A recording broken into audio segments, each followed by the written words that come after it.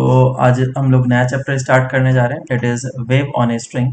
और ये चैप्टर काफ़ी इम्पोर्टेंट है वेव्स के हिसाब से, क्योंकि इससे क्वेश्चंस वगैरह आते हैं, और साथ ही साथ इसके जो कॉन्सेप्ट है वो तो काफ़ी ज़्यादा इम्पोर्टेंट है। जो चीज़ इसमें पढ़ाया जाएगा, समझ लो साउंड वेव में भी एग्जैक्टली 50% तक तो वही चीज़ रहेगा तुम्हारा, है ना। इंटरफेरेंस वगैरह में सेम चीज़ें आते हैं, कॉन्सेप्ट वगैरह सेम आता है। जो भी फॉर्मूलेज यूज़ होते हैं यहाँ पे, इंटेंसिटी, एम्पलीट्यूड, डिस्प्लेसमेंट वगैरह का, लगभग लगभग सारे फॉर्मूले उधर भी सेम यूज होता है। और इसमें जो हम लोग पढ़ेंगे वो भी तुम्हारा आगे जाकर के यूज होगा किसमें, वेव ऑप्टिक्स में। वेव ऑप्टिक्स में भी हम लोग कुछ इंटरफेरेंस वगैरह पढ़ते हैं। तो यहाँ के भी जो पार्ट है, सिचुएशन है, जो भी हम लोग का कैलकुलेशन है, वो एग्जैक्टली वहाँ पे भी यूज होगा। तो चैप्टर काफी इंपॉर्टेंट है कॉन्सेप्ट के हिसाब से, जे के हिसाब से भी। इसके बाद जो हम लोग नेक्स्ट चैप्टर पढ़ेंगे साउंड वेव, वो भी काफी ज्यादा इंपॉर्टेंट होगा। ठीक है, तो कुछ बोल रहे थे। सर वेव ऑप्टिक्स 12th में है। हाँ, वेव ऑप्टिक्स 12 में होगा। तो वेव ऑन ए स्ट्रिंग हम लोग ये चैप्टर पढ़ने जा रहे हैं, जिसमें कि एसएचएम के बाद ये दूसरा चैप्टर होता है। वेव्स की अगर मैं बात करूँ 11th में, तो टोटल तीन ही चीज़ चैप्टर हैं। एक पहला एसएचएम है, दूसरा है तुम्हारा वेव ऑन ए स्ट्रिंग, और तीसरा है तुम्हारा साउंड वेव।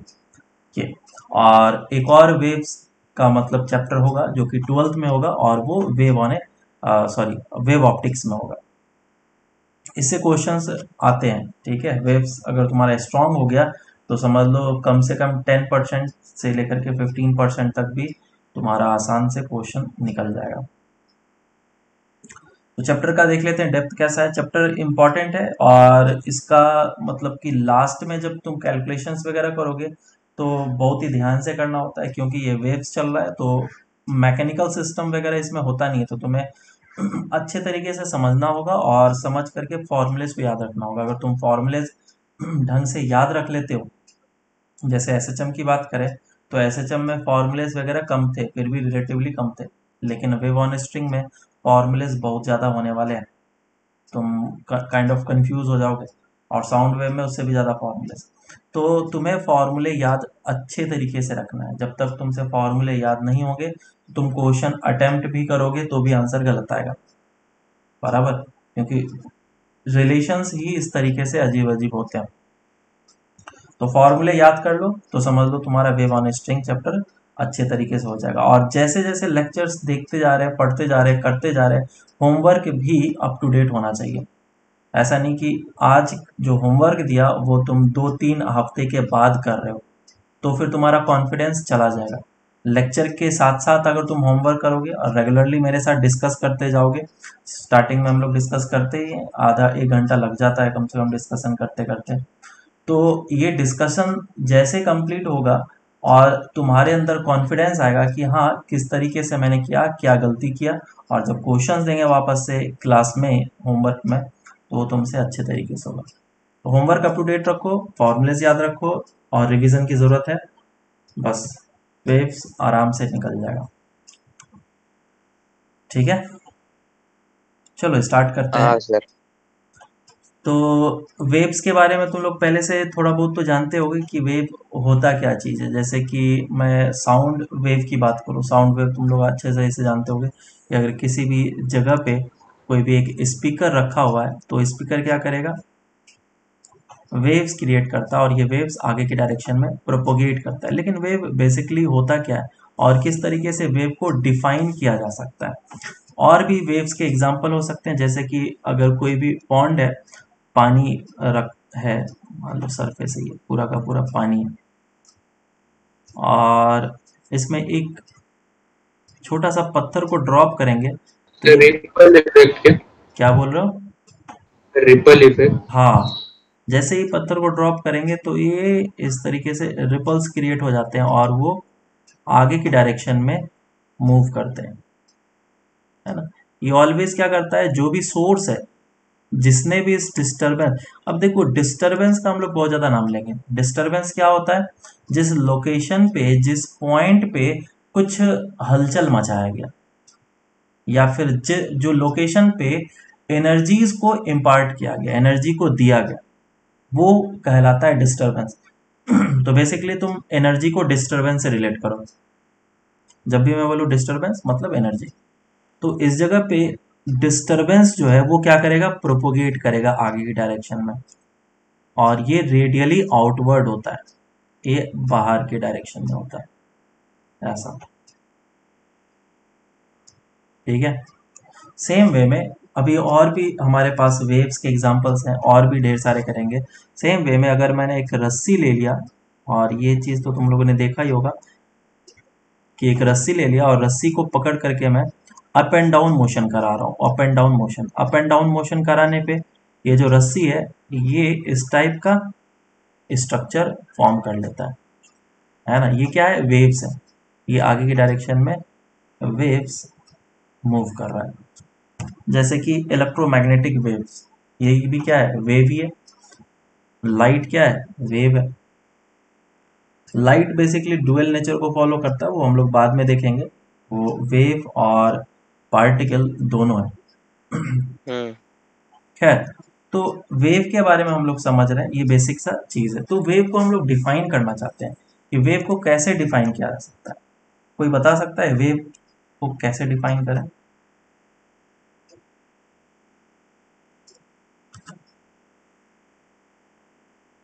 बोलो।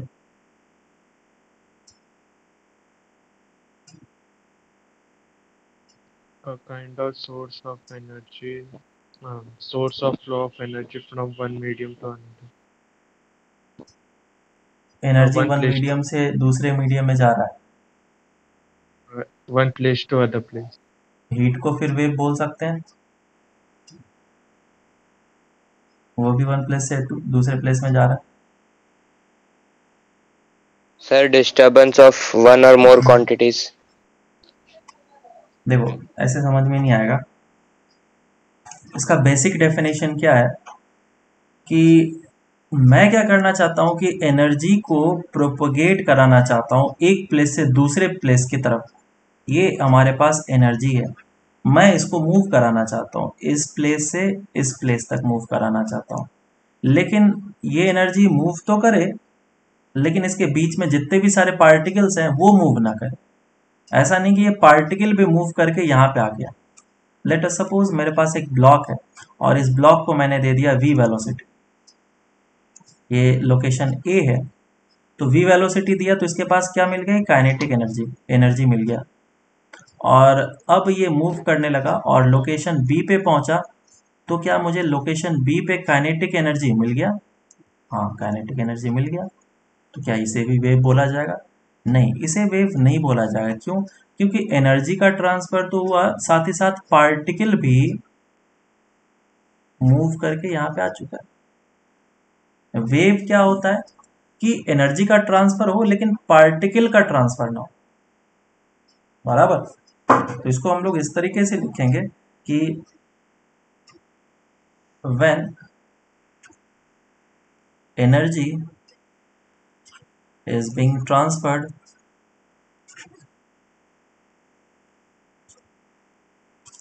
from one place to another,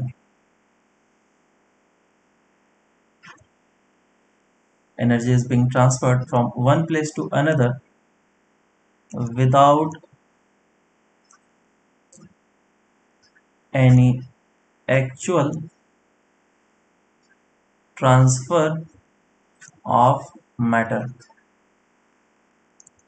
ठीक है, but particle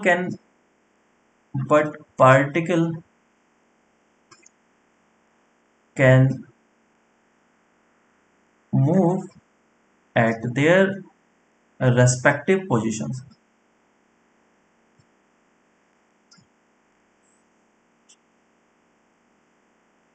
रेस्पेक्टिव पोजिशंस। तो वेव का क्या हमने डेफिनेशन दिया, this phenomena is called waves. अगर ये कोई भी क्राइटेरिया को फॉलो करेगा तो उसे हम लोग वेव्स बोलेंगे। एनर्जी का ट्रांसफर एक प्लेस से दूसरे प्लेस तक होना चाहिए, लेकिन बिना मैटर के ट्रांसफर हुए। यहाँ पे जितने भी सारे एग्जाम्पल लिए, 1 2 3, इन सभी एग्जाम्पल्स में मैटर का ट्रांसफर नहीं हो रहा है, लेकिन एनर्जी का ट्रांसफर जरूर हो रहा है। इस वाले केस में मैटर का ट्रांसफर नहीं हुआ है, और एनर्जी का ट्रांसफर हुआ है, तो इसे क्या कहलाएगा, ये क्या कहलाएगा, वेव कहलाएगा। और इस वाले केस में मैटर का ट्रांसफर हुआ है, हाँ हुआ है। क्या एनर्जी का ट्रांसफर हुआ है, हाँ एनर्जी का भी ट्रांसफर हुआ है। तो क्या ये वेव है, नो नॉट वेव, नो। ये वेव नहीं। और एक अच्छा सा एग्जांपल देता हूं मैं, क्या मैं कुछ ऐसा कर सकता हूं क्या कि इस जगह पे ही ब्लॉक रह जाए और ये जो काइनेटिक एनर्जी है यहाँ पे पहुंच जाए, क्या इसका कुछ मॉडिफिकेशन हो सकता है, बोलो, सोचो नीचे जरा। का ऑब्जेक्ट। एनालॉजी हम लोग देख सकते हैं, हाँ। मैं क्या कर रहा हूं कि ये ब्लॉक के बीच में एक और ब्लॉक रख रहा हूं और इस तरीके से ढेर सारे ब्लॉक रख रहा हूं, बीच में ढेर सारे ब्लॉक रख रहा हूं।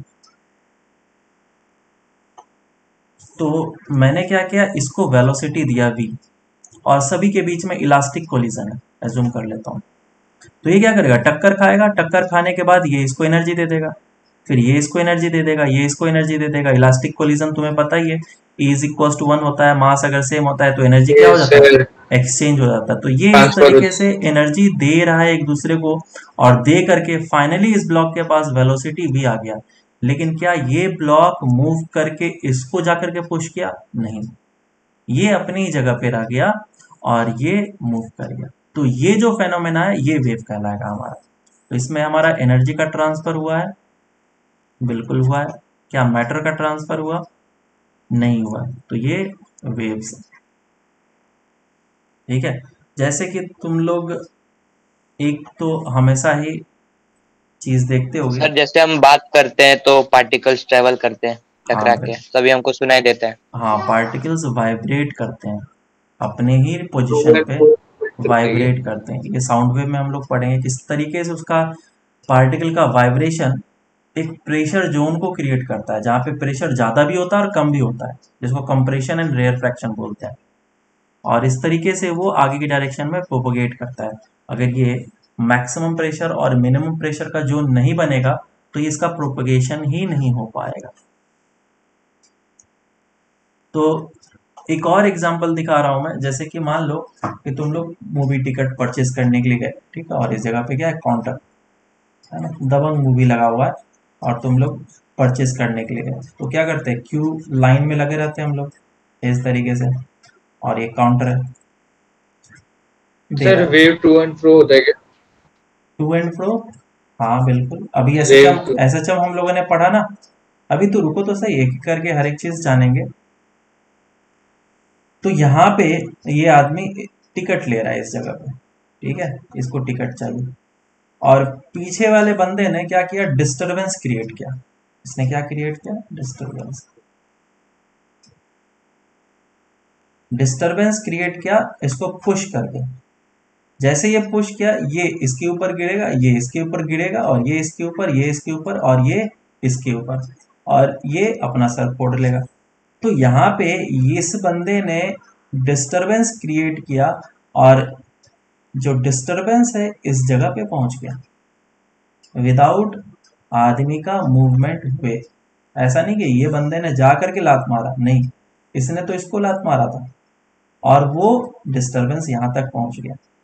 तो ये वेव है क्या, बिल्कुल हाँ, ये फेनोमेना जो है वो वेव कहलाएगा।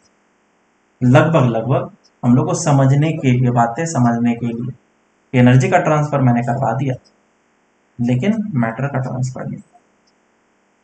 समझ में आ रहा है क्या? तो वेव जो है वो वेव भी डिफरेंट डिफरेंट तरीके के होते हैं। एक हाँ बोलो, जो डोमिनोज होता है गोले के साथ, उसको रेक्टेंगल को गिराते तो ऐसा चेन में पड़ता है आगे, वो वेव नहीं होगा ना? कौन सा वेव की बात कर रहे हो तुम, चेन? वो होता है ना, लाइक ऐसा गिराएगा तो वो डोमिनोज गिराएगा, फिर आगे आगे जाता है, वो डोमिनोज कहते हो। ये चीज स्प्रिंग वाले की बात करो क्या? नहीं सर, ऐसे क्यूबिकल एक टक्कर मारे के तो आगे जितने भी खड़े रहते हैं सब गिर जाते हैं, छोटे। अच्छा अच्छा, इस तरीके से ब्रिक्स वगैरह अरेंज कर दिए जाते हैं ना। हाँ ये हाँ, वही वो चीज। एक को हाँ गिराएगा तो दूसरा भी गिराता है। हाँ बिल्कुल, ये डिस्टरबेंस क्रिएट होते जा रहा है और आगे की डायरेक्शन में प्रोपोगेट होते जा रहा है। तुमने नहीं, पर वो गिर जाएगा ना। तुमने जितनी इसको एनर्जी दी, क्या वो एनर्जी यहाँ पे ट्रांसफर होकर के मिला क्या? बिल्कुल हाँ मिला ना।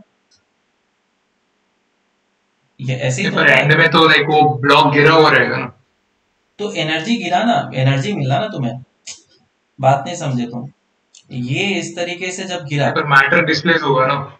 मैटर, अच्छा ये फिक्स्ड, देखो ये जो चीज है, मैं एक समझाने के तौर पे बता रहा हूँ कि वेव्स को ऐसे हम लोग समझ सकते हैं। ठीक है, ऐसा नहीं कि ये वेव बन गया, नहीं। वेव्स क्या होता है, टू एंड फ्रो मोशन के कारण से बनता है। वो कंटिन्यूस प्रोपोगेशन होता है। अगर एक बार प्रोपोगेशन कराना है, जैसे कि मैंने कोई भी स्पीकर लिया और स्पीकर ले करके एक सिंगल वेव का साउंड क्रिएट कराया फॉर 1 सेकेंड के लिए। तो 1 सेकेंड के लिए क्या एनर्जी तुरंत बाहर निकल जाएगा, इतना सा एनर्जी बल्क में, और ये एनर्जी जो है स्पेस में ट्रांसफर होगा, वो आगे के डायरेक्शन में मूव करेगा। बराबर, ये एनर्जी आगे की डायरेक्शन में मूव करते रहेगा। तो ये जो डिस्टरबेंस है, ये जो फिक्स्ड एनर्जी है, वो स्पेस में मूव कर रहा है। लेकिन अगर मैं इस स्पीकर को कंटिन्यूअसली बजाते रह जाता 1 मिनट 2 मिनट 10 मिनट तक, तो ये वेव्स जो है वो प्रोपोगेट होते रहते हैं, क्रिएट भी होते रहते हैं, और ये कंटिन्यूअस वेव फॉर्म करता है। कंटिन्यूअस का मतलब क्या है कि यहाँ पे भी एनर्जी है डिस्टरबेंस, और इस जगह पे भी डिस्टरबेंस है, और ये डिस्टरबेंस आगे प्रोपोगेट भी कर रहा है। ठीक है, तो ये समझाने के लिए मैंने एग्जांपल लिया कि हाँ, क्या मैं इस तरीके को वेव्स बोल सकता हूँ क्या? हाँ, इस तरीके को हम लोग वेव्स बोल सकते हैं। जैसे मैंने ऊपर वाला एग्जांपल लिया, इसके ऊपर वाला भी एग्जांपल लिया, इस तरीके को हम लोग वेव्स के तरीके से समझ सकते हैं। ठीक है, ओके। तो और क्या मैं बता रहा था, मान लो कि जैसे कि पॉन्ड है और वो शांत है, और उस पर तुमने पत्थर डाला, ठीक है, तो रिपल्स क्रिएट होते हैं। और ये इस तरीके से जब रिपल्स क्रिएट होंगे, तो वो आगे की डायरेक्शन में प्रोपोगेट करेंगे। एज्यूम करो कि पानी पे 2 पत्ते हैं, एक लीफ इस जगह पे और एक लीफ इस जगह पे, बराबर। और जब तुमने पत्थर को इस जगह पे गिराया या फिर डिस्टरबेंस इस जगह पे क्रिएट किया,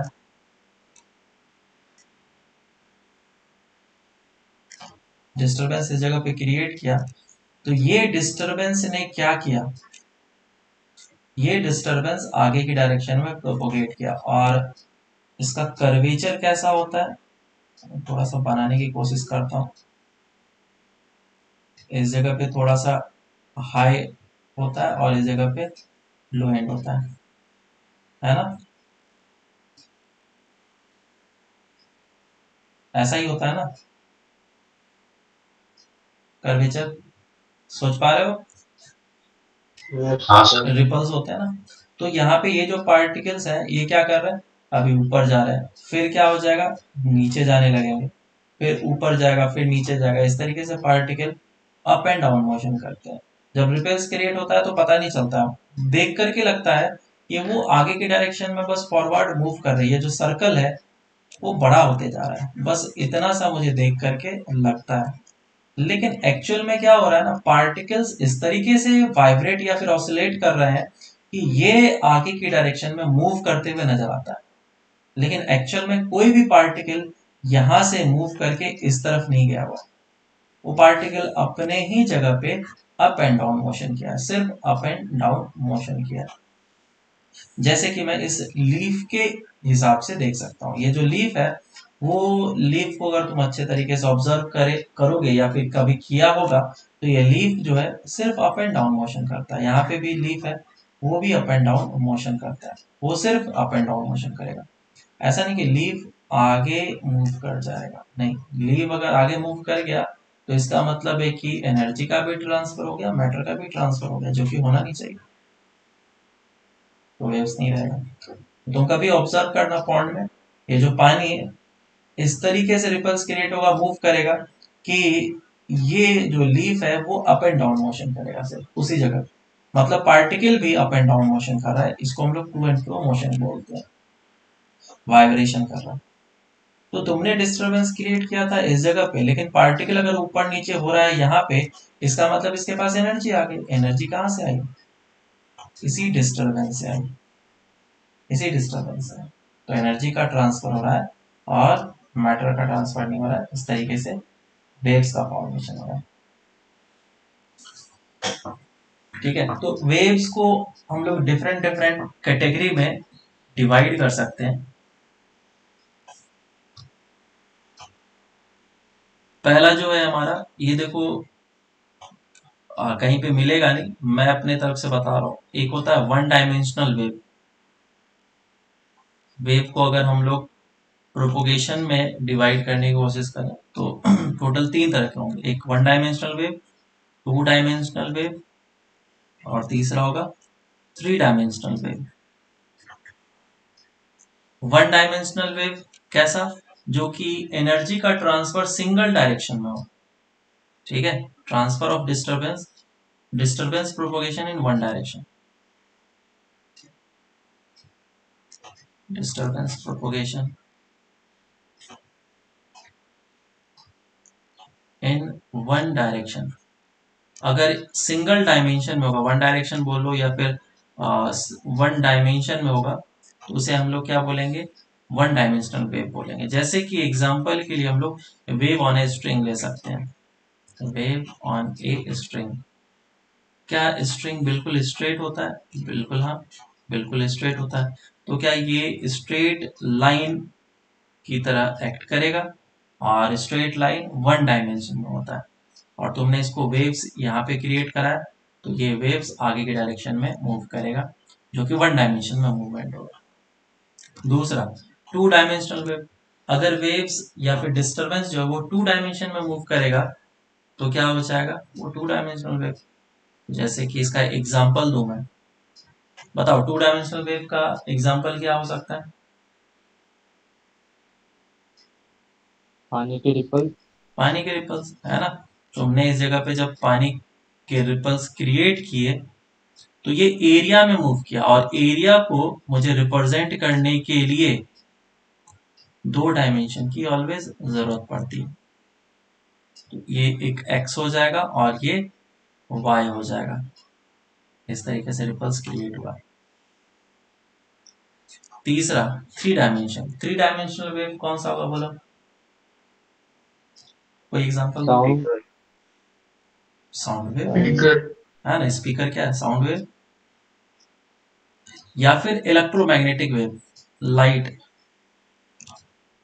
है ना। कोई भी एक पॉइंट सोर्स रखा हुआ हो, तो पॉइंट सोर्स जैसे कि एलईडी है तुम्हारे घर पे, वो क्या करता है? चारों ओर रोशनी देता है। टू डायमेंशनल एरिया में नहीं देता है, ये चारों ओर देता है, 3 डायमेंशनल में देता है, तीनों डायमेंशन में।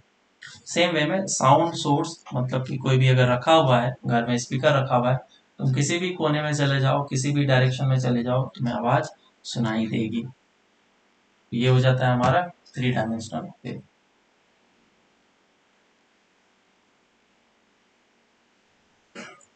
तो नेक्स्ट जो वेव को हम लोग कैटेगराइज कर रहे हैं, वो 3 डिफरेंट तरीके से कैटेगराइज कर सकते हैं।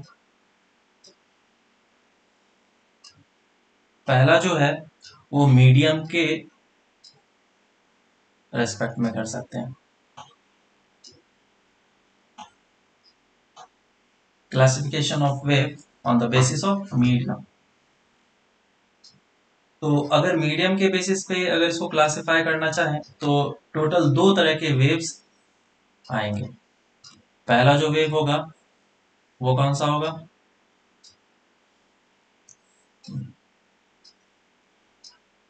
मैकेनिकल वेव, और दूसरा non mechanical wave.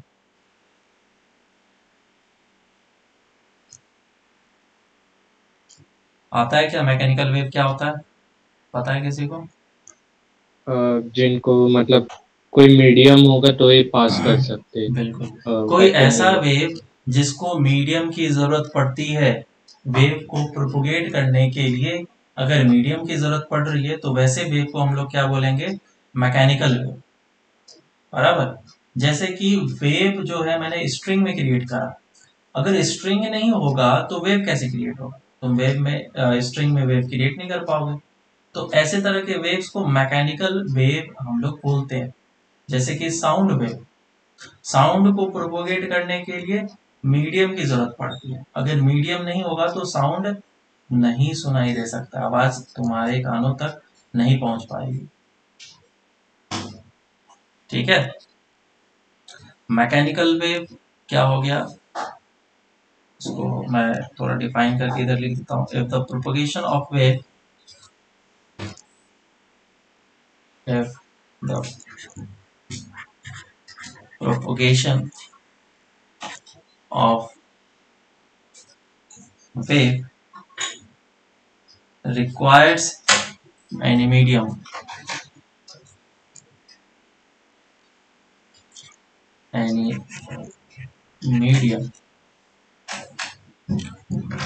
then it is mechanical wave.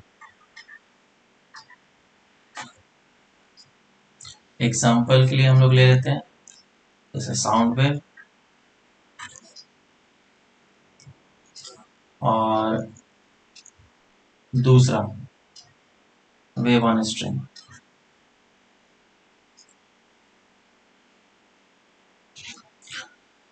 काफी इंटरेस्टिंग फैक्ट है एक, मैं बताता हूं। मान लो कि दो पर्सन है मून के सरफेस पे और वो स्पेस सूट वगैरह पहन के रखा हुआ है, और एक स्टार जो है उसका एक्सप्लोजन हुआ, सुपरनोवा एक्सप्लोजन हुआ, ब्लास्ट कर गया।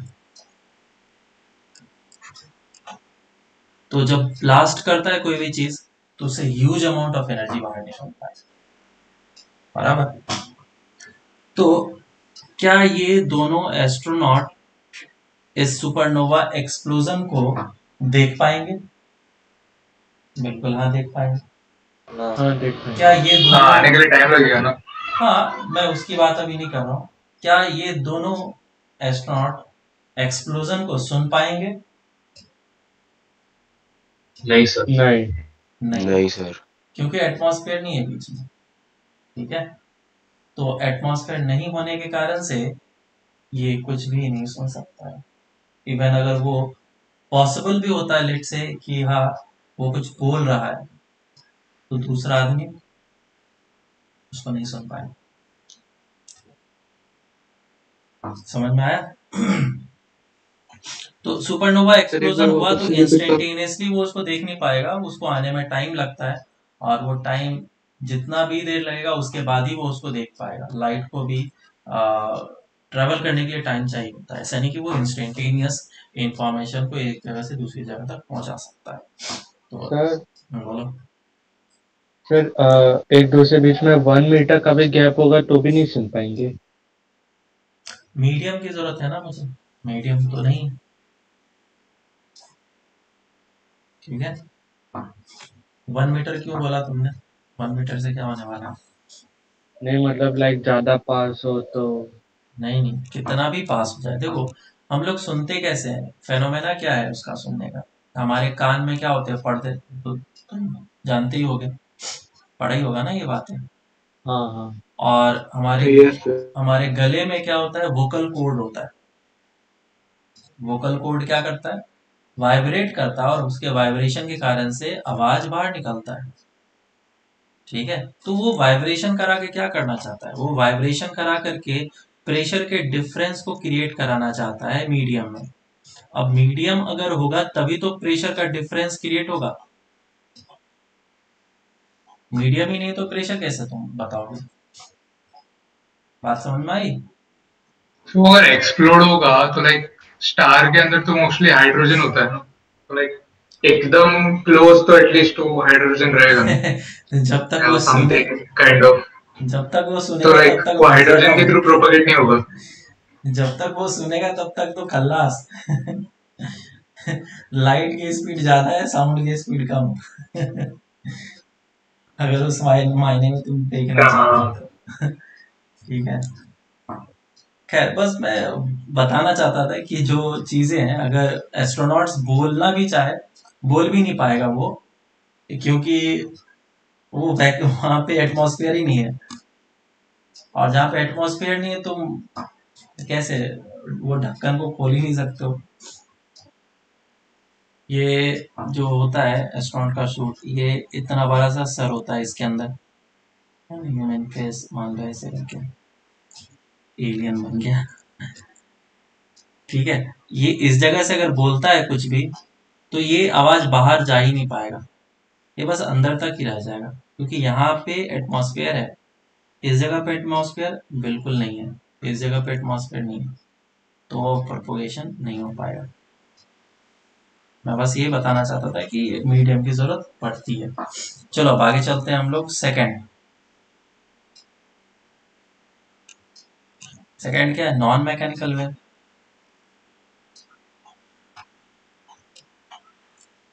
नॉन मैकेनिकल वेव, तो नॉन मैकेनिकल वेव क्या होगा? जिनको does मीडियम not नहीं need a चाहिए medium to propagate. प्रोपोगेट होने। बिल्कुल, तो सिंपल सा इसका definition, any wave which does not require medium for their propagation.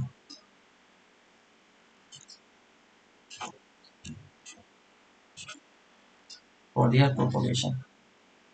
Example क्या हो सकता है? Radio waves. रेडियो वेव्स हो सकते हैं, जैसे सिग्नल्स वगैरह है ना। ये सब कैसे आते हैं? ये सब हालांकि आते तो है हमारे एटमॉस्फेयर के थ्रू, इलेक्ट्रोमैग्नेटिक। है ना, एटमॉस्फेयर के थ्रू आते हैं। लेकिन अगर एटमॉस्फेयर ना भी हो तो भी आएगा। गामा वेव्स, है ना, गामा रेज हो जाएगा, एक्स रेज हो जाएगा, रेडियो वेव्स हो जाएगा। इनफैक्ट ऑल तरह के रेडियो वेव्स, माइक्रोवेव्स, कोई सा भी, ऑल तरह के इलेक्ट्रोमैग्नेटिक वेव्स, ये सभी क्या है? नॉन मैकेनिकल वेव है। और ये मीडियम की जरूरत इसको नहीं पड़ती। पहले क्या था, स्टार्टिंग में लाइट वगैरह के बारे में काफी ज्यादा रिसर्च वगैरह चल रही थी। न्यूटन ने सबसे पहले बताया था कि वेव को प्रोपोगेट करने के लिए, वेव सॉरी, ये जो हमारा लाइट है सन से अर्थ तक, सन से अर्थ तक एनर्जी का प्रोपोगेशन हो रहा है। तो ये जो एनर्जी का प्रोपोगेशन हो रहा है वो एक मीडियम में हो रहा है, और स्पेस जो है वो उस मीडियम से भरा हुआ है, जिसका नाम ईथर है। सर तो एक इस मिनट बचेगा। हाँ, तो इसीलिए इलेक्ट्रोमैग्नेटिक वेव को भी क्या बोल दिया गया था? Mechanical wave. लेकिन बाद में पता चला कि ये मैकेनिकल वेव नहीं है, नॉन मैकेनिकल वेव है, इसको मीडियम की जरूरत नहीं पड़ती है। अब दूसरा तरह का डिफाइन किया जाएगा, जैसे कि मीडियम के क्लासिफिकेशन हो रहा है इसमें वेव्स का, जिसमें कि हम लोगों ने मीडियम के अकॉर्डिंगली डिफरेंशिएट मतलब डिवाइड किया है वेव को। अब दूसरा क्या होगा? Mode of vibration. Mode of vibration, longitudinal और ट्रांसवर्स वेव। हाँ ये तो तुम लोग को पता ही होगा। ये मोड ऑफ वाइब्रेशन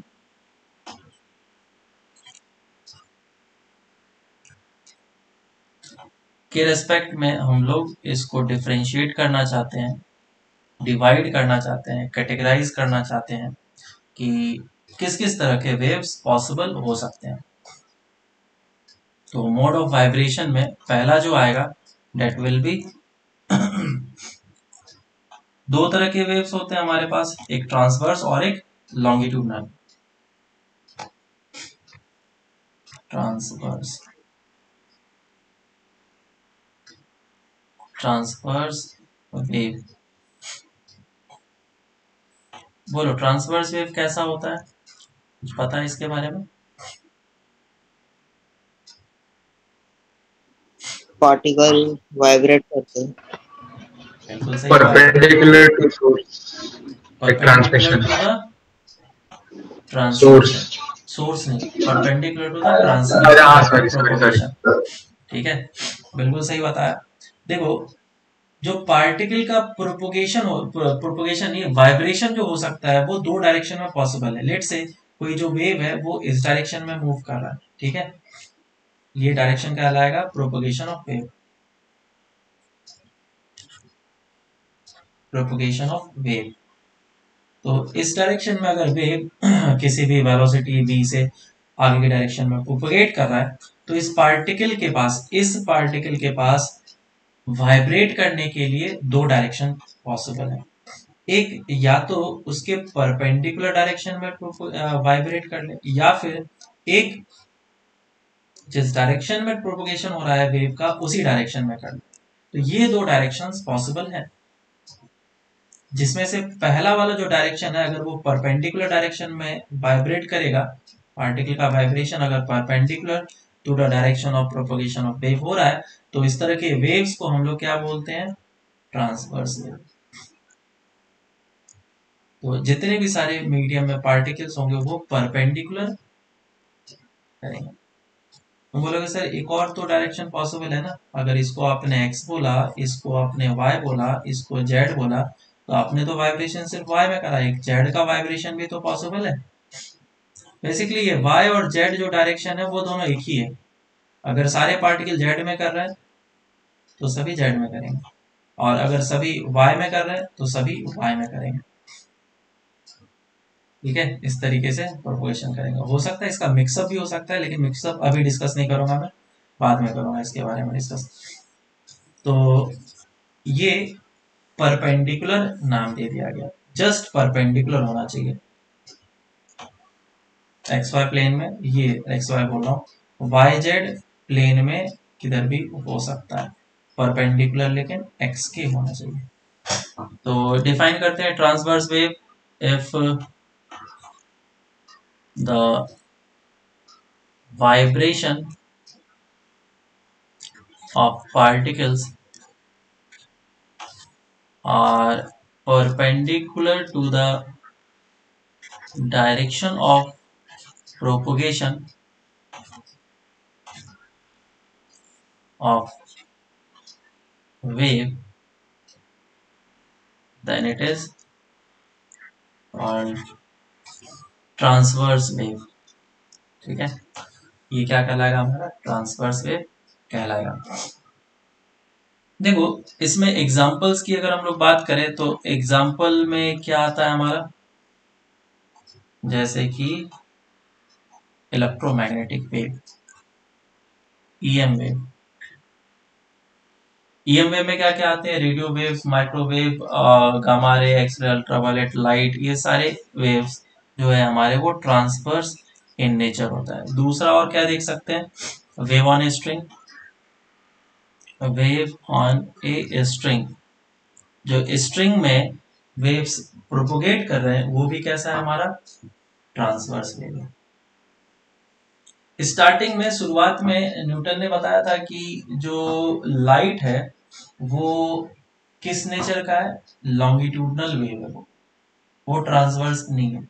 बाद में फिर पता चला था कि ट्रांसवर्स है। कैसे पता चला था वो हम लोग पोलराइजेशन में हम लोग प्रूफ करेंगे इस बात को।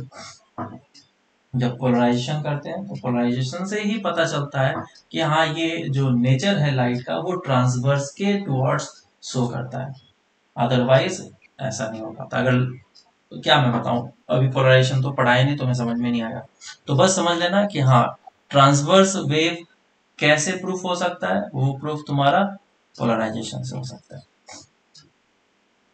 तो वो इस चैप्टर में है क्या, ट्रांसवर्स वेव? पोलराइजेशन? नहीं, 12th में है, वेव ऑप्टिक्स पढ़ेंगे ना तो वहां पे आएगा। ओके। दूसरा क्या हो जाएगा, लॉन्गिट्यूडनल वेव।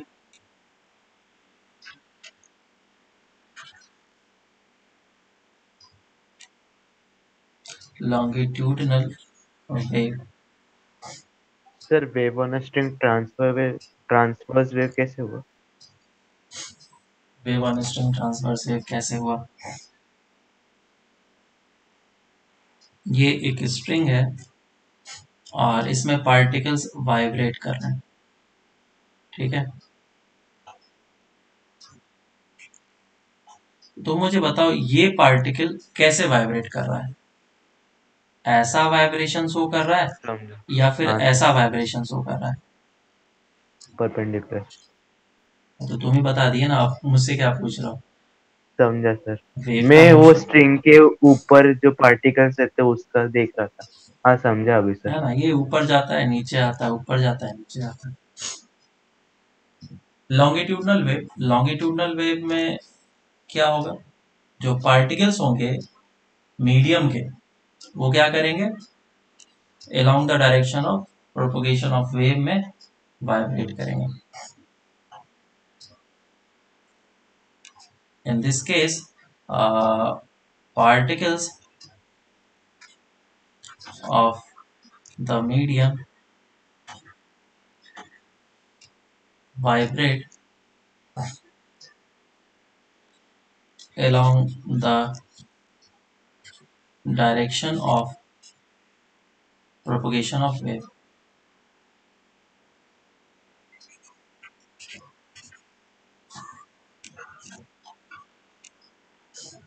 इसमें जो एग्जांपल्स हो सकते हैं,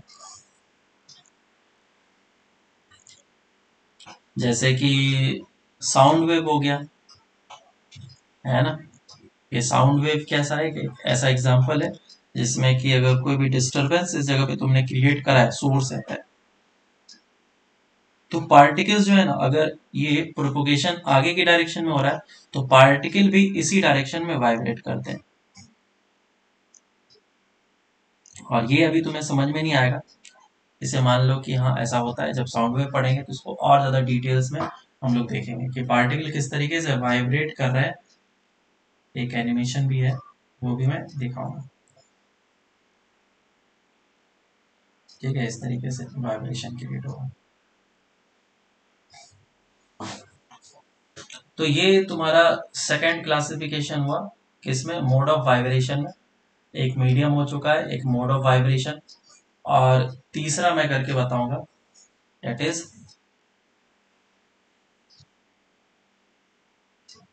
एनर्जी. एनर्जी के रेस्पेक्ट में भी हम लोग वेव को क्लासिफाई कर सकते हैं.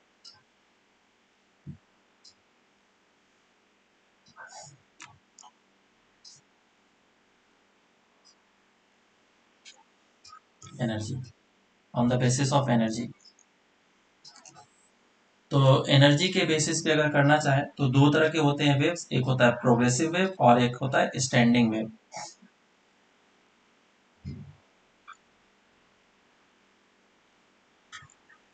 प्रोग्रेसिव वेव, प्रोग्रेसिव वेव का मतलब ये है, अगर कोई भी वेव स्पेस में एक प्लेस से दूसरे प्लेस तक मूव करते रहे और उसका कंटिन्यूस प्रोपोगेशन होते रहे, तो इस तरह के वेव को हम लोग प्रोग्रेसिव वेव बोलते हैं. प्रोग्रेसिव का मतलब क्या है? प्रोग्रेस करना, मतलब आगे मूव करते रहना.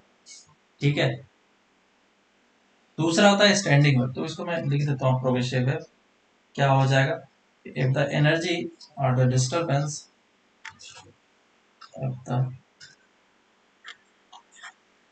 of the disturbance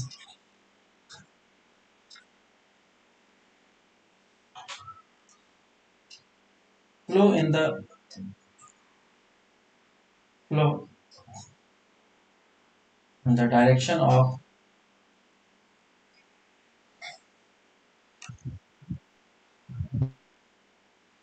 propagation of wave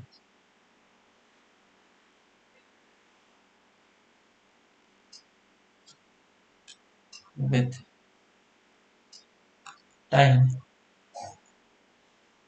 and it is called progressive wave.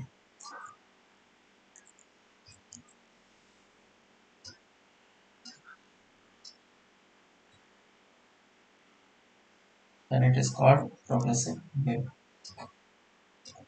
जैसे कि मान लो इस जगह पे तुमने डिस्टरबेंस क्रिएट किया और ये डिस्टरबेंस आगे की डायरेक्शन में मूव करते जा रहा है और ये करते ही चला जाएगा. स्पेस में जितना दूर तक जाना है ये उतना दूर तक वो जाते चला जाएगा. तो ऐसे वेव को हम लोग प्रोग्रेसिव वेव बोलते हैं.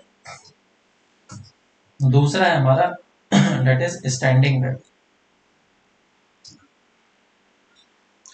स्टैंडिंग वेव, और स्टैंडिंग वेव हम लोग सबसे लास्ट में पढ़ेंगे अपने।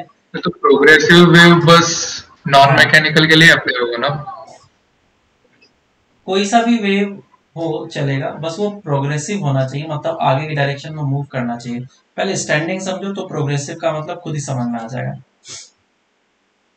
मान लो कि कोई एक ऐसा वेव है जो कि आगे मूव नहीं कर पा रहा है, एक रीजन में फिक्स हो गया है, वैसे वेव को हम लोग स्टैंडिंग वेव बोलते हैं। जैसे मैंने ये रीजन क्रिएट किया और इस रीजन में वेव बस जा रहा है और इसके आगे नहीं जा पा रहा है, बस इस रीजन में ही बॉन्डेड है, बराबर। तो ऐसे वेव्स को हम लोग क्या बोलेंगे? Standing wave. तो जस्ट इसका अपोजिट क्या हो गया? Progressive wave. ये फ्रीली इस जगह से इस जगह तक जा सकता है और इसको क्रॉस भी कर सकता है, इसमें कोई फिक्स्ड रीजन नहीं होता है।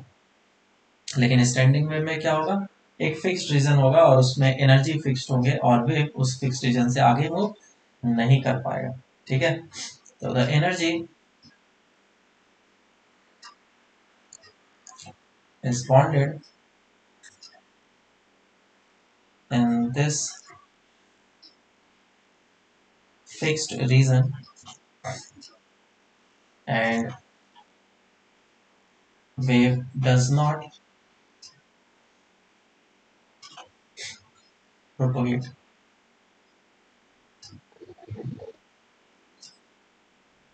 beyond it। ठीक है, इसके आगे प्रोपोगेट नहीं कर पाएगा। ये स्टैंडिंग वेव जो हम लोग सबसे लास्ट में पढ़ेंगे इस चैप्टर के, उस समय और अच्छे तरीके से समझ में आएगा। अभी बस इतना समझ लो, एनर्जी फिक्स हो जाता है इन दोनों रीजन के बीच में और वो ट्रैप होकर के रह जाता है, काइंड ऑफ ऐसा। सर स्ट्रिंग वेव बोल सकते क्या इसका एग्जांपल? अगर दोनों एंड्स को तुम बांध दो, स्ट्रिंग का एनर्जी क्या हो गया? फिक्स हो गया, है ना। अब ये एनर्जी जो है, मान के चल रहे हैं कि इन दोनों सरफेसेस में डंप नहीं हो रहा है, जा करके एब्जॉर्ब नहीं हो रहा है, तो ये एनर्जी क्या हो जाएगा? फिक्स हो जाएगा। ठीक है, काइंड ऑफ ऐसा। तो ये हम लोग का पूरा क्लास। वाई डायरेक्शन में रिस्ट्रिक्शन नहीं है? नहीं नहीं, ये किसी भी डायमेंशन में हो सकता है, लेकिन उस रीजन में फिक्स होना चाहिए। ठीक है, चलो अब आगे हम लोग चलते हैं। इसमें हम लोगों ने पूरा डिस्ट्रीब्यूशन वगैरह देख लिया कि किस तरीके से हम लोग वेव को क्लासिफाई कर सकते हैं, और सारे एग्जांपल्स वगैरह हम लोगों ने देख लिया। अब हम लोग देखते हैं कि वेव्स जब हम लोग बोलते हैं तो उसमें क्या क्या प्रॉपर्टीज आते हैं, उसके क्या क्या सर क्राइटेरिया ऊपर आते हैं। करो ना थोड़ी देर। क्या बोल रहे हो? हाँ थोड़ी देर ऊपर करो ना और बस। हाँ, तो क्या क्या क्राइटेरिया आता है और वेव बोलने के लिए क्या रिलेशन हमारे पास होना चाहिए। जैसे कि कोई भी वेव होता है तो हम लोग c इज इक्वल्स टू क्या बोलते हैं? Lambda into mu. हाँ, एक फॉर्मूला आता है ना हम लोग का, फ्रीक्वेंसी, वेवलेंथ और स्पीड ऑफ लाइट या फिर स्पीड ऑफ वेव को हम लोग रिलेट करते हैं। वो कैसे आता है, इस जगह से हम लोग निकालेंगे, निकालते हैं। तो relation, sir relation between wave velocity, frequency and wavelength. V equal to F into lambda. हाँ,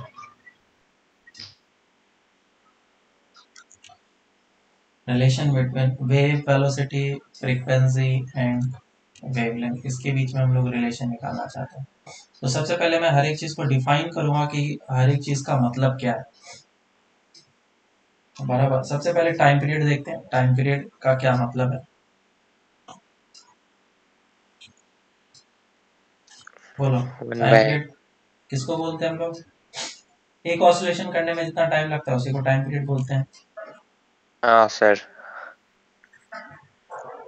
time taken to complete one oscillation. One oscillation. दूसरा है फ्रीक्वेंसी, वो टाइम पीरियड को हम लोग टी से डिनोट करेंगे, और फ्रीक्वेंसी को किसी जगह पे एफ से डिनोट किया जाता है, किसी जगह पे एन से डिनोट किया जाता है। तो देख लेना कहाँ पे किस तरीके से डिनोट किया गया। मैं एफ से डिनोट करूंगा। तो फ्रीक्वेंसी क्या होता है? Number of oscillation per unit time. एक सेकंड में या फिर एक यूनिट टाइम में कितने ऑसिलेशन कर रहे हैं, उसी को हम लोग फ्रीक्वेंसी बोलते हैं। Number of oscillation per unit time, ये हमारा फ्रीक्वेंसी कहलाएगा। और फ्रीक्वेंसी का फॉर्मूला क्या होता है? 1/t या फिर ω/2π। फॉर्मूला पता है ना? हाँ सर। बिल्कुल बेसिक फॉर्मूला, एसएचएम में हम लोगों ने बहुत बार यूज किया है इसको। अब नेक्स्ट हम लोग देखते हैं, डेट इज वेवलेंथ। बताओ वेवलेंथ का क्या डेफिनेशन है?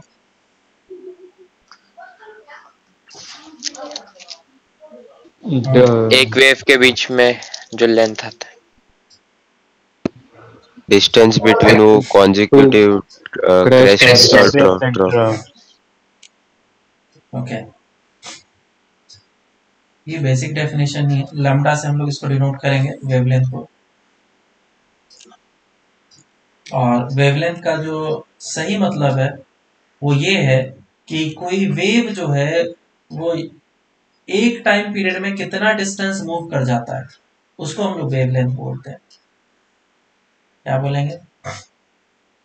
The distance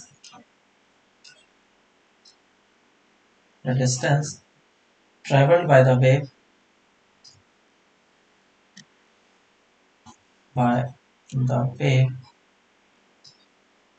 in single time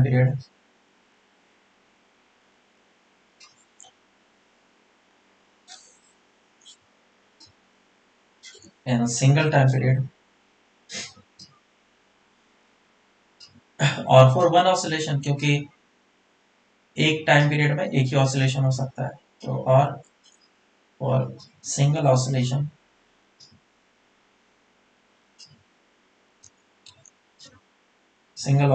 is called wavelength।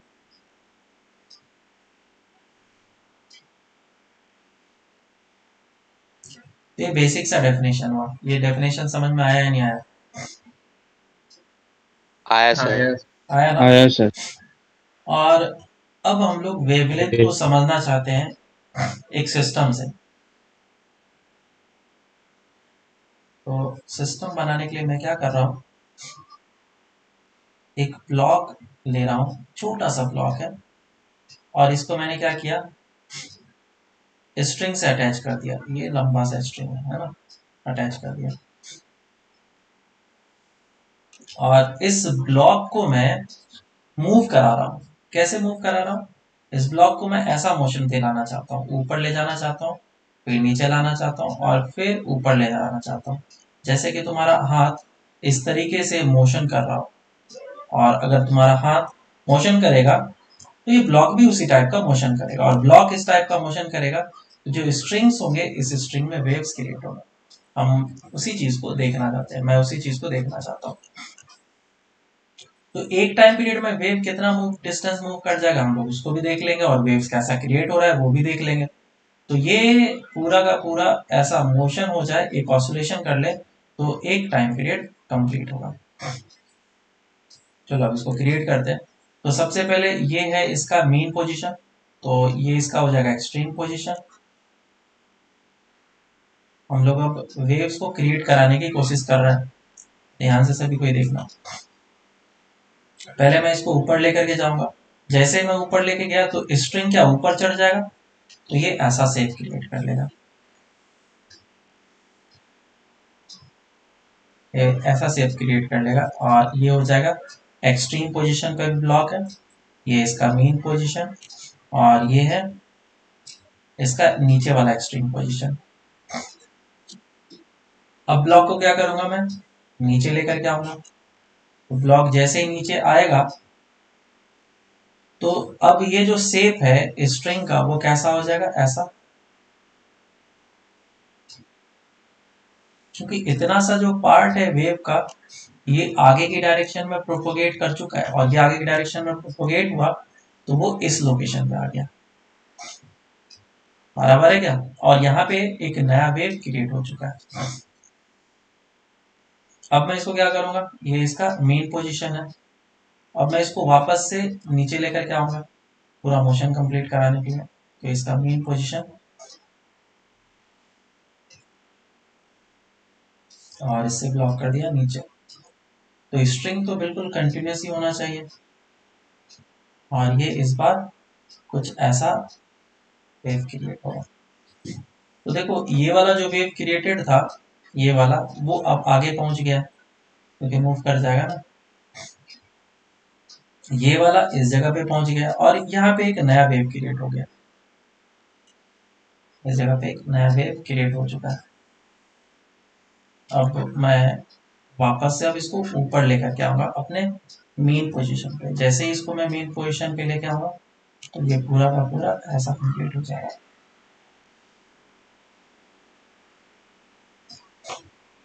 ये एक कंप्लीट वेव हुआ। क्या एक टाइम पीरियड लगा इस पूरे वेव को बनने में? बिल्कुल हाँ, एक ही ऑसिलेशन कराया ना मैंने, yes. One oscillation complete.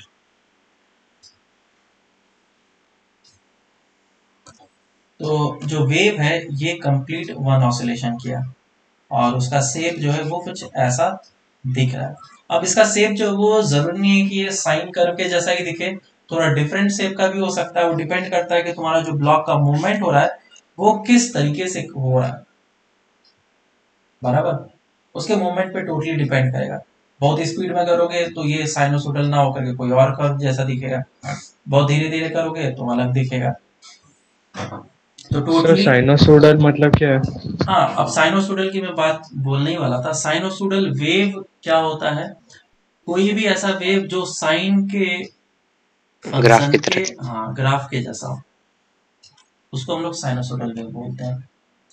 कॉसोसोडल wave नहीं होता है, क्योंकि कॉस का वेव और साइन का वेव दोनों एक ही चीज है, हाँ सर। तो सिर्फ सर साइनोसोडल कॉस बोलेंगे। के को भी साइन वाले बोलेंगे। हाँ, कॉस के जैसा ही दिखेगा तो भी वो साइनोसोडल ही है, और टेन के जैसा कोई वेव हो नहीं सकता है, तो टेनोसोडल वेव तो होता नहीं। एक सिर्फ एक सिंगल सर वेव होता है, साइनोसोडल वेव। हाँ बोलो। सर आप ये वीडियो यूट्यूब पे डालने वाले हो क्या? हाँ हाँ, डल जाएगा, क्यों। Yes sir. तो ये वेव जो है आगे की डायरेक्शन में प्रोपोगेट करेगा, और इसके कारण से ये पूरा का पूरा एक सिंगल ऑसिलेशन के कारण से वेव कंप्लीट हो जाएगा। अगर ये वे इस तरीके से ब्लॉक प्रोपोगेट करते रहे, मोशन करते रहे, वाइब्रेशन करते रहे, या फिर एसएचएम करते रहे, है ना। अब मैंने एक स्पेसिफिक टर्म यूज किया, एसएचएम। अगर ये ब्लॉक एसएचएम करते रहे तो यहाँ पे वेव्स इस तरीके से क्रिएट होते रहेंगे, और ये आगे की डायरेक्शन में मूव करते रहेगा, तो ये कंटिन्यूस वेव हो गया, और ये प्रोपोगेशन कंटिन्यू रहेगा। लेकिन अगर तुमने ये यही एक ही ऑसिलेशन करा करके बंद कर दिया तो अब क्या होगा, बस इतना सा ही वेव आगे प्रोपोगेट करेगा, बाकी रस्सी स्ट्रेट रहेगा, बाकी रस्सी स्ट्रेट रहेगा। मतलब कि तुमने इतना सा ही एनर्जी को इम्पार्ट किया है, डिस्टरबेंस इतना सा ही क्रिएट किया है, और वही डिस्टरबेंस मीडियम में आगे जाएगा। मेरी बात समझ में आ रही है क्या सबको? Yes sir. Yes sir. चलो अब हम लोग देखना चाहते हैं कि एक टाइम पीरियड में कितना डिस्टेंस इसने ट्रेवल किया। तो ये हमारे पास एक रस्सी था, और मान लेता हूँ कि इस मीडियम में जो वेव की स्पीड है डेट इज वी। वी क्या है इस मीडियम में? वेव की स्पीड। तो ये एक वेव क्रिएट किया मैंने, और क्या इतना सा डिस्टेंस ट्रेवल कर लिया है वेव ने? बिल्कुल हाँ, एक टाइम पीरियड में ये इतना सा डिस्टेंस ट्रेवल कर लिया, तो इसे हम लोग बोलेंगे वेवलेंथ, दैट इज लैम्डा। तो क्या रिलेशन निकाला जा सकता है, इसको यहाँ से यहाँ तक प्रोपोगेट करने में टी टाइम लगा है, तो S is equal to V into T होता है। डिस्प्लेसमेंट हुआ डेल्टा, सॉरी लैम्डा, और velocity of wave is V, और टाइम जो लगा है वो कैपिटल टी लगा है। v is equal to lambda by capital T कर सकता हूँ। 1/t कितना होता है? फ्रीक्वेंसी। frequency. तो इधर से आ गया v is equal to F lambda. ये हमें पूरे अच्छे तरीके से याद रखना है जन्म जन्मांतर तक। जब तक जिंदा है तब तक हमें याद होना चाहिए v is equal to F lambda, where v is the wave की speed of wave, f is frequency of wave, and lambda is wavelength.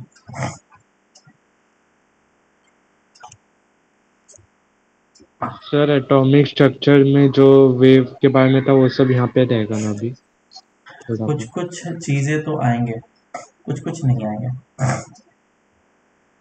Okay हम लोग जो एटॉमिक स्ट्रक्चर में तुम लोगों ने पढ़ा है ना, वो वापस से हम लोग पढ़ेंगे मॉडर्न फिजिक्स में, 12th में आता है वो चीज, बराबर है। हाँ सर। c is equal to F lambda होता है। अगर हम लोग लाइट के लिए देखेंगे तो वैक्यूम में स्पीड ऑफ लाइट क्या होता है, c, और फ्रिक्वेंसी है, और लेमडा लेमडा होता है wavelength.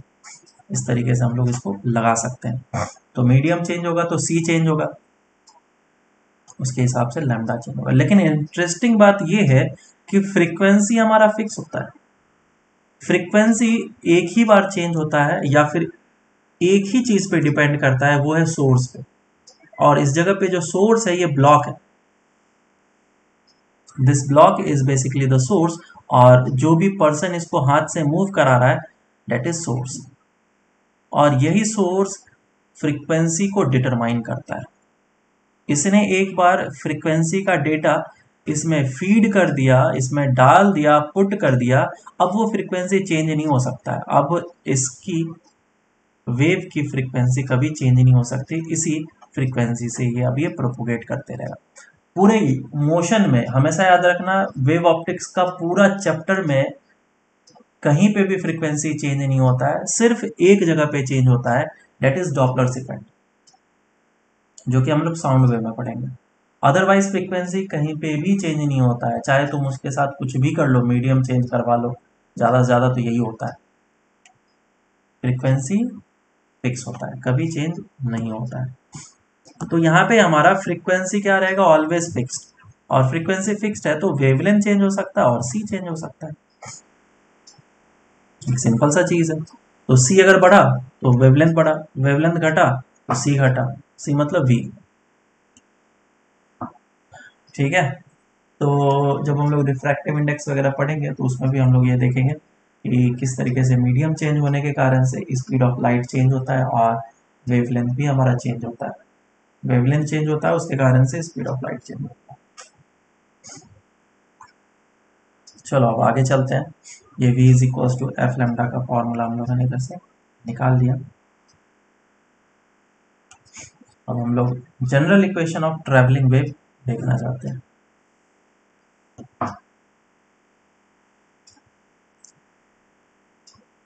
General equation of travelling wave.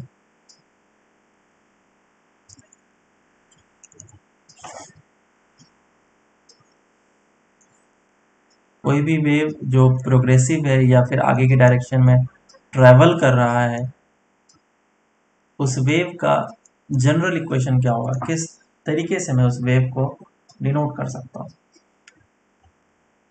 तो इस general equation of travelling wave को समझने के लिए मैंने क्या किया, एक मैकेनिकल सिस्टम का यूज़ किया बेटर अंडरस्टैंडिंग के लिए। तो मैकेनिकल सिस्टम में क्या लिया, मैंने एक स्प्रिंग लिया और उस स्प्रिंग से ब्लॉक को कनेक्ट कर दिया और इसके साथ मैंने स्ट्रिंग अटैच कर दिया और इसको मैंने बांध दिया। ट्रैवलिंग वेव करके क्यों लिखा है? ट्रैवलिंग मतलब कि आगे की डायरेक्शन में ट्रैवल करने वाला वेव। ठीक है, कंफ्यूज होने की जरूरत नहीं है। प्रोग्रेसिव वेव भी लिख सकते थे लेकिन ज़्यादातर बुक में ट्रैवलिंग वेव लिखते हैं, तो इसलिए मैंने इस वर्ड को भी यूज़ किया। यहाँ पे इस ब्लॉक का मोशन मैंने कंस्ट्रेंट किया हुआ है कि सिर्फ और सिर्फ वाई डायरेक्शन में ही मूव कर सकता है, ऐसा मैंने सिस्टम लगाया, मैकेनिकल सिस्टम। ऐसा नहीं कि वो स्ट्रिंग इसको खींच लेगा उसके कारण से फिर मोशन खराब हो जाएगा, ऐसा नहीं है। और स्प्रिंग कांस्टेंट हम लोग कुछ बता सकते हैं, वो सब अभी हम लोग नहीं देखेंगे। बस अभी देखना चाहते हैं कि हाँ ये स्प्रिंग के साथ ऑसिलेशन करेगा ब्लॉक, तो ब्लॉक अगर ऑसिलेशन किया तो स्ट्रिंग में वेव्स जनरेट होंगे और वो वेव्स आगे की डायरेक्शन में प्रोपोगेट करेगा। तो ये क्या किया, प्रोपोगेशन करना स्टार्ट किया। ये इस तरीके से एसएचएम करता गया, अगर एसएचएम कर रहा होगा तो एसएचएम करता गया और ये कंटिन्यूस करते ही जा रहा था ऐसे ऐसे, और ये वेव्स क्रिएट होते जा रहे थे और ये आगे की डायरेक्शन में प्रोपोगेट होते जा रहे थे और चलते जा रहे थे बराबर। मान लो कि कोई भी एक पॉइंट है, कोई भी एक लोकेशन है, ये लोकेशन कोई सा भी एक लोकेशन है, इस लोकेशन को मैं ओरिजिन बोल रहा हूँ, 0,0 अगर लेट से बोल देता हूँ तो इस डायरेक्शन में पॉजिटिव हो जाएगा, इस डायरेक्शन में नेगेटिव। और इस वेव को यहां तक पहुंचने के लिए टाइम कितना लगा, टी। तो अगर बोला जाए कि एक्स डिस्टेंस पीछे कितने टाइम पे वो पहुंचा होता, तो यहां से यहां तक पहुंचने का टाइम क्या हम लोग निकाल सकते हैं क्या? हाँ, बस एक्स डिस्टेंस ट्रेवल करने में कितना टाइम लगा वो निकाल लो, उसको माइनस कर लो टी से। टी क्या टाइम है, T is the time to reach till here. Wave को यहां तक पहुंचने में टाइम कितना लगा, टी लगा। वेव की वेलोसिटी में वी बोल देता हूं, तो इतना सा डिस्टेंस ट्रेवल करने के लिए टी डैश टाइम लगा होगा, और टी डैश टाइम कितना है वो हम लोग निकाल लेते हैं, that is X by V. तो यहाँ पे पार्टिकल कितने टाइम पहले पहुंचा होता, मतलब कितने टाइम पे पहुंचा होता, ये क्या हो जाएगा, T minus of T dash. ये हो जाएगा time will be equal to T minus of T dash. तो ये हो जाएगा T minus of x by V, ठीक है। सर टी डैश कौन से डिस्टेंस के लिए लिखा आपने, कौन सा टाइम? एक्स डिस्टेंस के लिए, एक्स डिस्टेंस के लिए। अब देखो यहाँ पे जो पार्टिकल है वो किस डायरेक्शन में वाइब्रेट करेगा, ये इस डायरेक्शन में वाइब्रेट कर सकता है। अगर मैं अब डायमेंशन को भी शो करना स्टार्ट कर दूं कि ये हमारा एक्स डायरेक्शन है और ये हमारा वाई डायरेक्शन है, जेड डायरेक्शन की हमें जरूरत अभी है नहीं है, जेड डायरेक्शन भी होगा लेकिन उसकी जरूरत नहीं। पार्टिकल जो है वो वाई डायरेक्शन में वाइब्रेशन कर रहा है, तो पार्टिकल अगर वाई डायरेक्शन में वाइब्रेशन कर रहा है तो मैं इस पार्टिकल का कोऑर्डिनेट देखना चाहता हूँ। तो क्या इस पार्टिकल का जो कोऑर्डिनेट होगा कहाँ पे, देखो दो बातों पे डिपेंड करेगा कि तुम कौन से पार्टिकल को देख रहे हो, x is equal to 1 centimetre वाले पे, या फिर x is equal to 2 centimetre वाले पार्टिकल को देख रहे हो, या फिर x is equal to 10 centimetre वाले पार्टिकल देख रहे हो, कौन से पार्टिकल को देख रहे हो। तो मैं ले रहा हूँ x इज इक्वल टू 0 वाले लेट से। तो अगर x इज इक्वल टू 0 वाला पार्टिकल पे को मैं देख रहा हूँ तो ये एक फंक्शन ऑफ टाइम होगा, क्यों, क्योंकि ये पार्टिकल तो एसएचएम कर रहा हो, सिंपल सा चीज़ है। और एसएचएम का फंक्शन कैसा होता है हमें पता है, जरूरी नहीं कि वो एसएचएम करे, ऑसिलेशन भी करेगा तो भी वो फंक्शन ऑफ टाइम ही होगा। अभी हम लोग जनरल पे ध्यान दे रहे हैं, बाद में इसी को कन्वर्ट कर देंगे एसएचएम में, तो ये फंक्शन ऑफ टाइम होगा। जैसे कि हम लोगों ने displacement as a function of time लिखा था, X is equal to A sine of omega T, याद है ना। तो एक्स क्या है, डिस्प्लेसमेंट, और ये डिस्प्लेसमेंट क्या है, फंक्शन ऑफ टाइम है। लेकिन मैं क्या करना चाहता हूँ कि x के लिए नहीं, x इज इक्वल टू सिर्फ 0 के लिए नहीं देखना चाहता हूँ, मैं एक जनरल x के लिए देखना चाहता हूँ। अगर जनरल x के लिए देखना चाहता हूँ तो मैं यहाँ पे क्या पुट करूंगा, टाइम के जगह पे t minus of x by V, और इधर से हमारे पास ये फॉर्मूला निकल करके आ गया, this is the general equation of wave. ये वेव का हमारे पास एक जनरल इक्वेशन निकल के आया। बेसिक सा चीज है, लॉजिक सिंपल है, और इसी को थोड़ा डिफरेंट वे में लिखा जा सकता है। तो क्या ये जनरल इक्वेशन ऑफ वेव नहीं था क्या, हाँ बिल्कुल ये भी जनरल इक्वेशन ऑफ वेव था, लेकिन सिर्फ ये x इज इक्वल टू 0 वाले पार्टिकल के लिए था। ये जनरल इक्वेशन ऑफ वेव नहीं, ये कहलाएगा general equation of particle. At X is equal to 0। लेकिन ये क्या है, general equation of particle at x.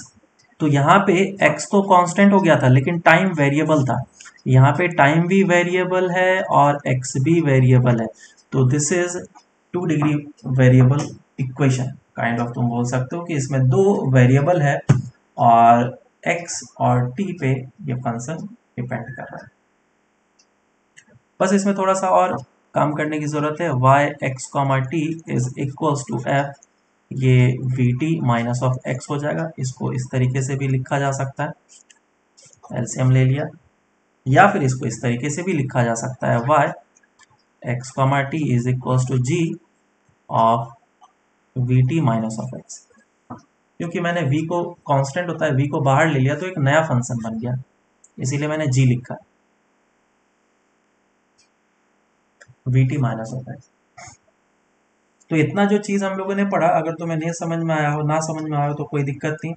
इसमें 2 चीज़ मैं समझाना चाहता हूँ बस, अगर उस 2 चीज़ को याद रखोगे तो कोई प्रॉब्लम नहीं है। पहला चीज़ ये, जनरल इक्वेशन बनाने के लिए, जनरल इक्वेशन बनाने के लिए टाइम वाले फंक्शन को t के जगह पे किससे रिप्लेस करना है, t minus of x by we से रिप्लेस करना है, sorry t minus of x by we से रिप्लेस करना है। और जहां पे भी x दिखे, x वाले फंक्शन को किससे रिप्लेस करना है, we T minus of x से रिप्लेस करना है। बस ये 2 बातें मुझे बताना है। अगर ये 2 बातें याद है, अगर तुम कर लेते हो तो फिर बाकी कोई मतलब नहीं है ऊपर कितना भी कुछ लिखा हुआ। समझ में आ रहा है? चलो अब आगे चलते हैं हम लोग। तो ये क्या था हमारा जनरल इक्वेशन, और इस जनरल इक्वेशन पे एक क्वेश्चन कर लेते हैं तो तुम्हें और अच्छे तरीके से समझ में आ जाएगा। क्वेश्चन ऐसा है कि मान लो y x is equals to 0 के लिए एट एनी टाइम t का वेरिएशन कुछ इस तरीके से दे रखा है, 2 divided by t square plus 1। This is the general equation of the particle oscillation जो हो रहा है x इज इक्वल्स टू 0 पे। तो पूछा गया then find the general equation, then find the general equation of wave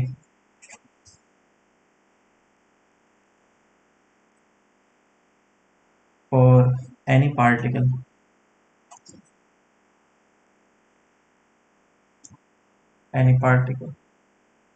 पहला तो ये कर लो, और दूसरा इसको और फील दिलाता हूं मैं, इसके ग्राफ को भी ड्रॉ कर लो। Also draw the shape of wave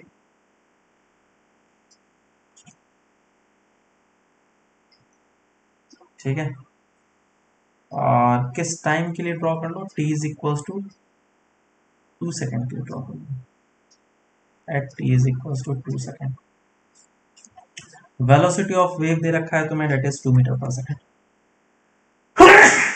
sorry meter per second. Solve करो इसको।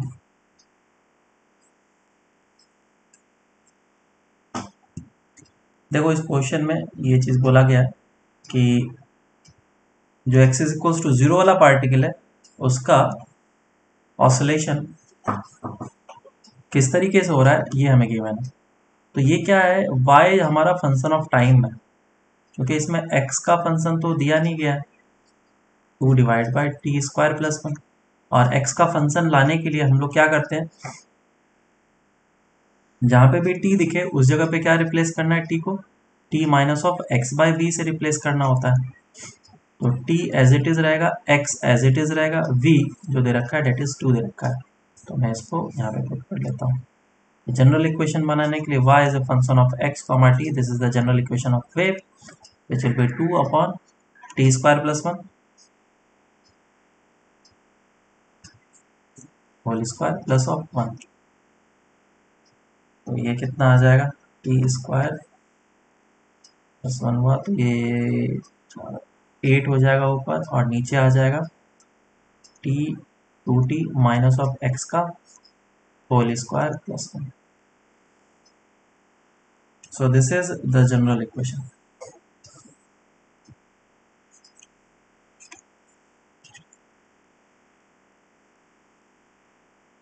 समझ में आया क्या? तो इस जनरल इक्वेशन में देखो टाइम भी है और एक्स भी है, मतलब तुम x इज इक्वल टू 1 वाले पार्टिकल का पोजीशन देखना चाहते हो कि t is equal to 1 second पे कितना है, तो वैल्यूज पुट करने का, इसमें टाइम पुट करो, x पुट करो, तुम्हारे पास आंसर निकल करके आ जाएगा. ये बेसिक सा चीज है. तो सर हाँ बोलो. 8 कैसे आएगा? नीचे एक स्क्वायर है ना और इधर 4 हो जाएगा. ये 2 है ना, इसका स्क्वायर है. अरे बोलो सही है ना, 8 ही होगा ना. Yes sir. सर तो ये हमारा टाइम के साथ और एक्स के साथ दोनों चीज आ गया. अब मुझे क्या निकालना है, शेप निकालना है कि वेव का शेप कैसा होगा. तो कोई भी शेप निकालना होता है, शेप निकालना होता है तो एक्स और वाई एक्सिस पे हम लोग कर्व को ड्रॉ करते हैं. मतलब मुझे अगर एक्स और वाई में रिलेशन मिल जाएगा तो वो कर्व मिल जाएगा मुझे, है ना. तो क्या time is equal to 0 put कर लिया जाए? बिल्कुल. अगर मैं टाइम 0 पुट कर लेता हूं तो x और y में रिलेशन आ जाएगा. तो this will be x comma T. x तो रहेगा, t 0 हो चुका है, मतलब t इज इक्वल टू 0 पे वेव का शेप कैसा होगा, तो कुछ ऐसा होगा. ये हो जाएगा x square plus of 4, y is equal to 8 upon x square plus of 4. अब इसका ग्राफ हम लोग को बनाना है. मैथ्स में ग्राफ बनाना सिखाया गया होगा. हाँ. तो इसका ग्राफ कैसा होगा बोलो.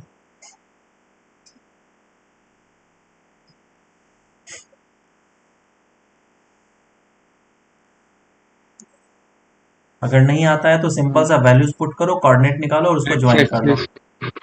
एक्स एक्सिस को टच नहीं करेगा. ऐसा हाँ. है ना.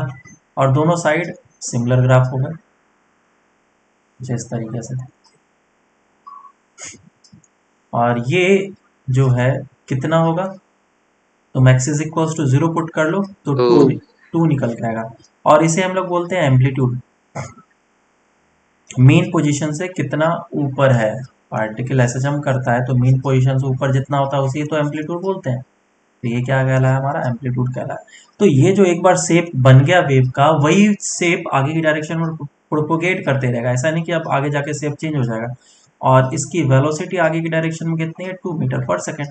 तो 2 सेकेंड के बाद मुझे शेप बनाना था t is equal to 2 second पे. तो t is equal to 2 second पे ये वाला जो पॉइंट है कितना डिस्टेंस ट्रेवल कर लेगा, 4 मीटर का डिस्टेंस है ना. 4 मीटर का डिस्टेंस.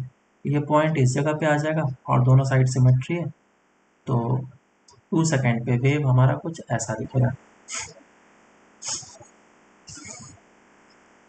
बोलो सबको समझ में आया नहीं आया? सर बट आया सर. वेव नहीं दिख रहा ना. क्या बोल रहे हो? ये परफेक्ट वेव तो नहीं दिख रहा ना. t is Like equal to wave 0 पे देखो, जरूरी नहीं कि साइनोसोडली वेव वेव कहलाता है, किसी भी तरह का वेव वेव कहलाता है.